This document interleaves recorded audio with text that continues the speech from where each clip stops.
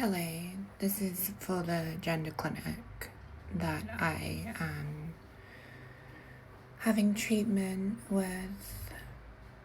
I wanted to update on how things are going for me. For me, really. So that I can feel at ease with everything. I feel like I have finally reached a point in my transition where it doesn't matter what I do. I feel whole.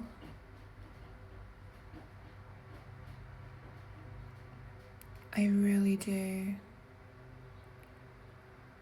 I love being who I am. And I'm so grateful. I love that I get to be me.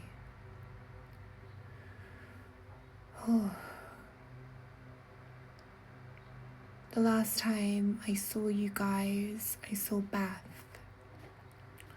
I came in with my birth name, Brandon. And which, you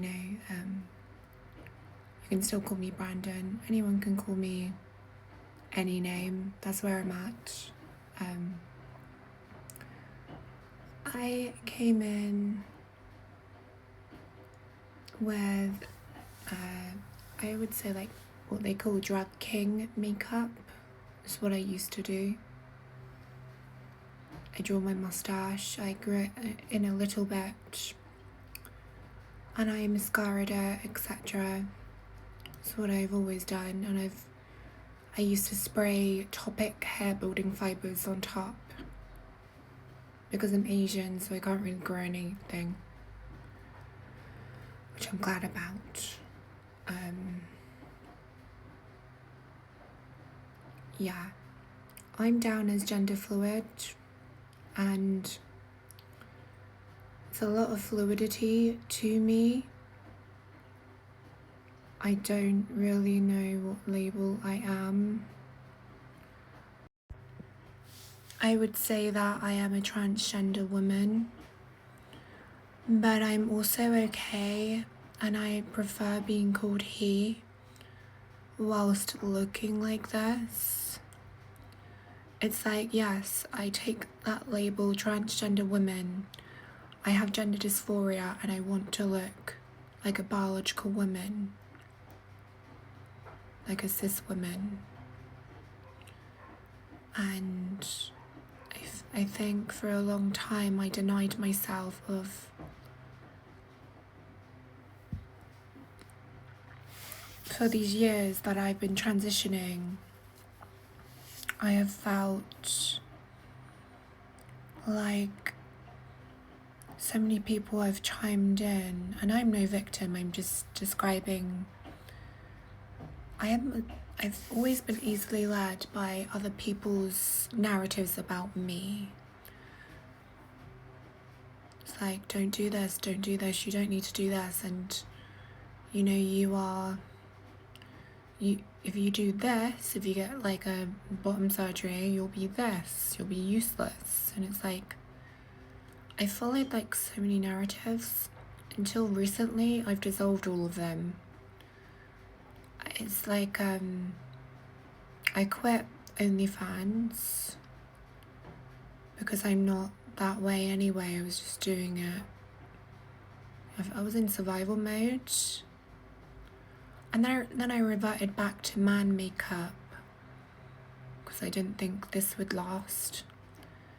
My 60,000 follower Instagram account got banned by their AI system, along with other people with millions and hundreds of thousands of followers, 3 million creators have been banned, and I'm one of them.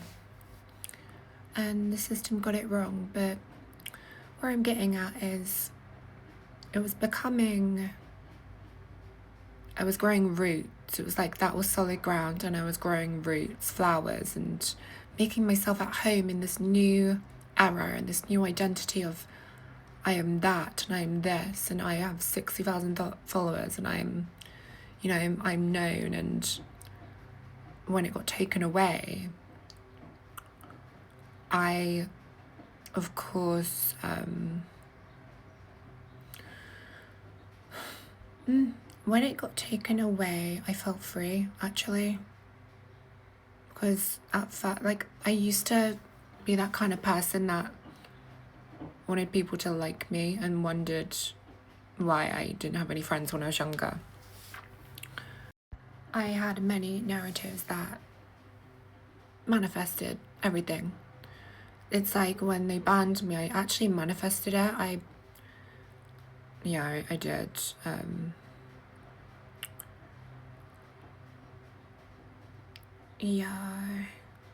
There are a few things. I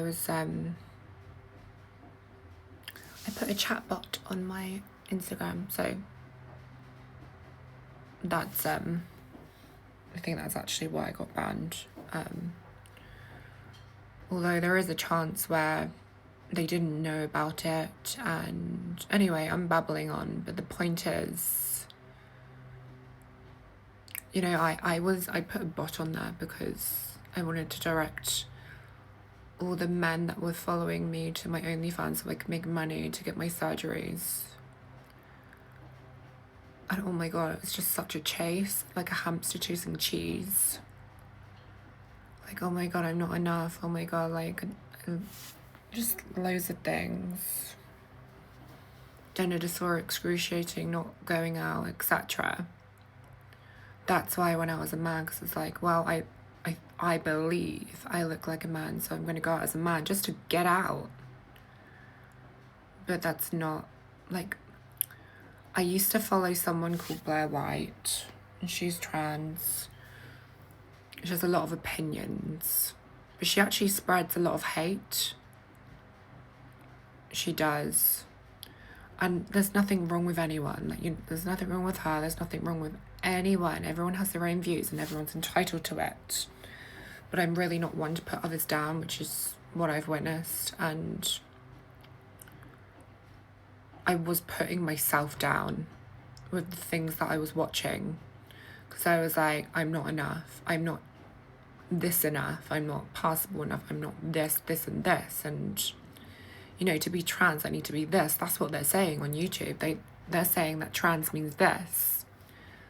And it's like, no, we all may be trans, the people that are trans. But it's also a spectrum. And it's different concepts and validity and diversity. And different stories. Different ways of transitioning. Or different ways of finding yourself, just like those people who've detransitioned. That's actually their way of finding themselves. I truly believe that. It's their way of, you know, our individual stories are not about anyone else. It's not to hurt anyone. And then, you know, I've seen news. I haven't glued my wig on today, but oh well, I'm not going anywhere. I've seen news, you know, I've just seen, like, you know, when, like, other people, like, just having a narrative about things. I've been doing a lot of research on neuroscience, and also there's this guy, he's amazing, he's everything. He's the one that's gonna heal the world if it ever comes, you know. Peter Crone, he's someone he's known as the mind architect, someone who dissolves narratives. He says, I don't solve narratives, I dissolve them. I dissolve your mental prisons. And I've had so many. Everyone kind of does. We're here in this life to transcend. And without a label, this is who I am as a man. And by man, I mean male, biological male. And if the way I speak offends someone else, it's like my power is within me, and anything outside of me does not have power over me. If someone calls me any words are made up by language, and if someone said the same thing in Chinese, I wouldn't understand what they were saying. So it's like, how does it affect me? How does words affect me outside of myself? It has no effect on me at all. And I would guide others in that sense of, being themselves completely. How I address myself is to do with myself, and not to do with anyone else. I could never look like a man, like how men are conditioned to look. I always wanted to go through estrogen or female puberty. I didn't want to look like a man. It's all gender dysphoria. It's all, even when I do my makeup like a man, or attempt to, I'm so glad I can't grow it, and I've also learned no one should compare themselves to someone else. We're all beautiful in our own way. We're all beautiful. And yeah, I've come from a place where I was sheltered as a child. I dealt with my dad's anger, abuse, etc. And I went through domestic abuse. I was raped and I got sectioned. I lost my marbles. And now I'm at a point where it's like years later, that's actually all old versions of me. We all have old versions of ourselves, and we can just let them go. There was one thing that I do fear, is if one day, and this is where I am suffering here with this specific thing. This is a mental prison for me. And I would hope that you would put me at ease, but I suppose even you wouldn't know. We never know what's coming in the unknown. I fear I'm setting my roots here, just like I did with the Instagram, but this is so different. This is to do with my life. My whole childhood leading up to this, of like, this is what I want, this is who I am, and I am going to be this. So what if I'm a biological male? Blue is for boys, pink is for girls. That doesn't exist. It's just imaginary lines created by humans. And it's like, it doesn't exist. It doesn't. We don't, like, I'm going to say we. So this is where I wish to guide others to where I'm at. But everyone has their own path, and also everyone has their own thing to implement into this life. And I'm learning so much. I still have so much to learn. I've like shut myself away from everything, even that like LGBT, everything. Update. I did take that decapeptyl that was in my fridge. Love it. Oh my god, I just want to stay like this. Like, no one is narrating my life. No one's saying you need to come off it. You need to like function, etc. for your job. It's like survival mode, and I don't even like. I'm asexual. I don't care. I never did. For a time, it was like,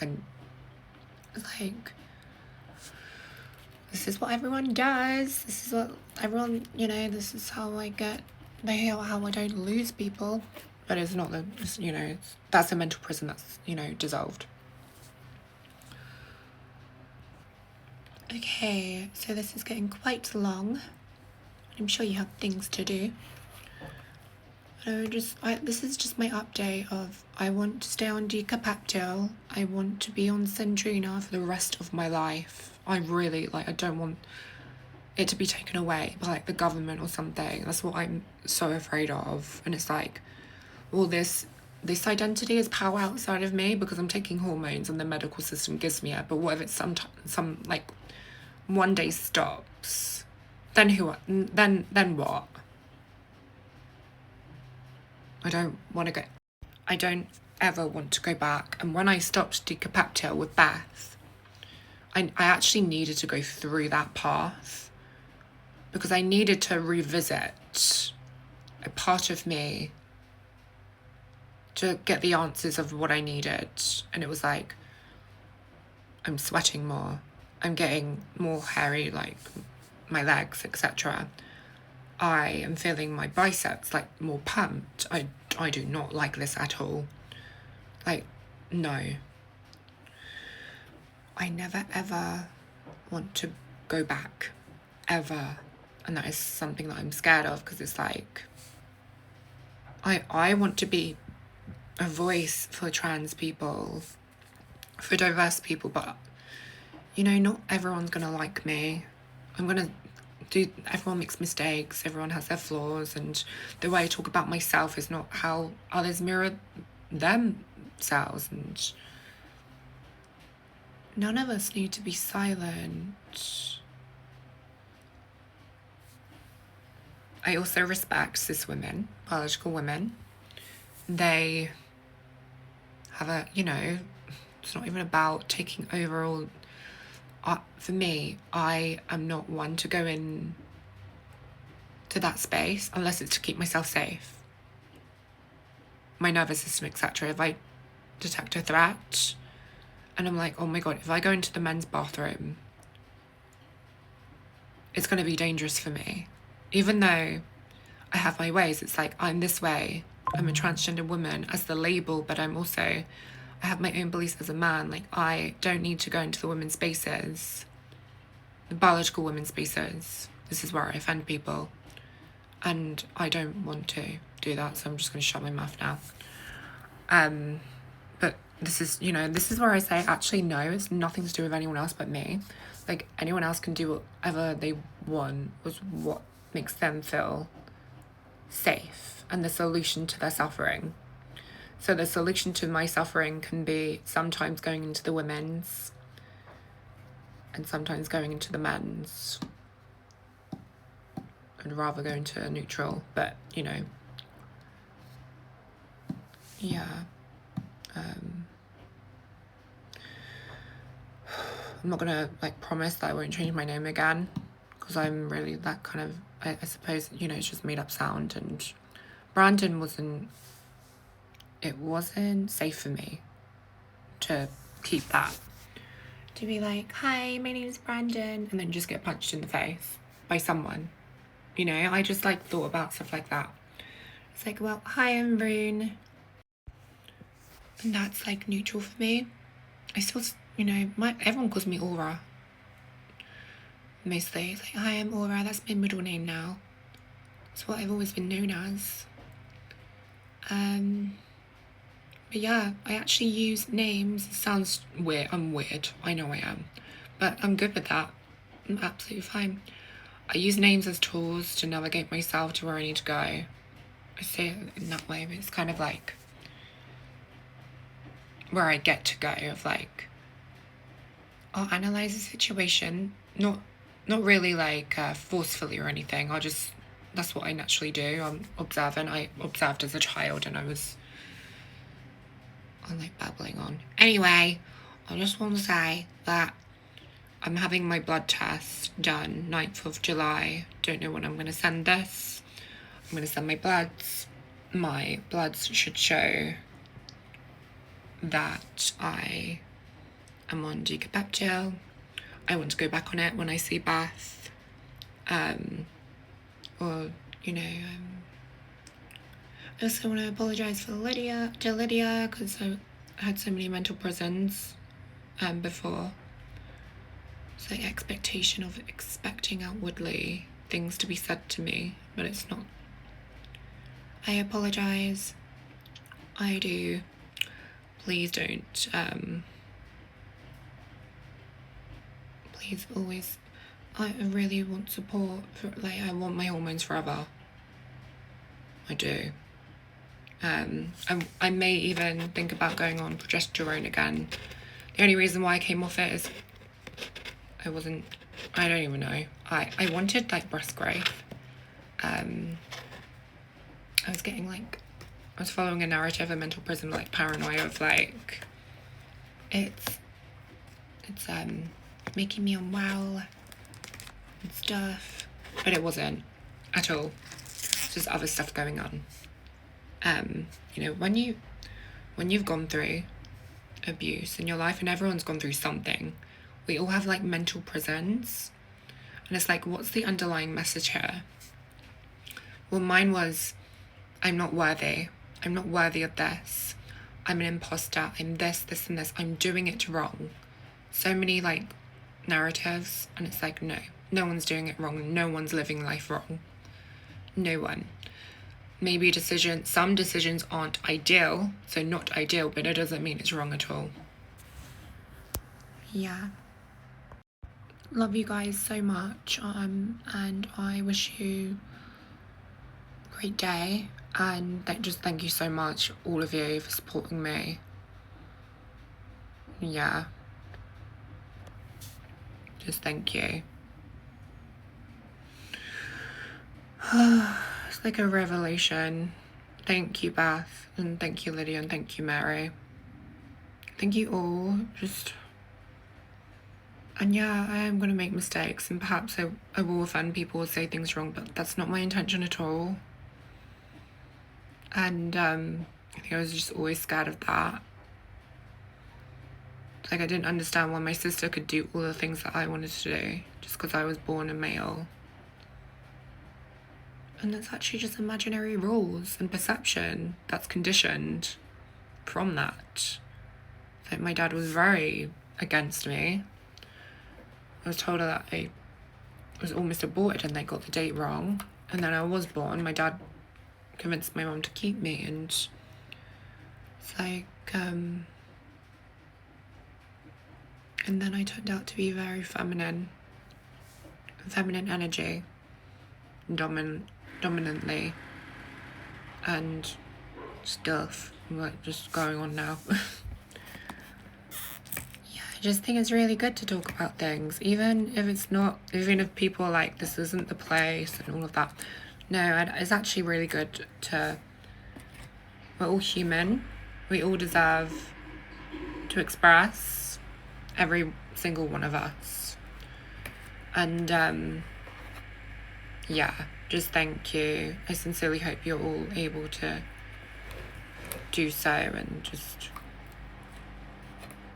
yeah, if the last advice is, the one person that I follow is Peter Crone. He's just such an amazing, just mind expert. Incredible. Yeah. Bye.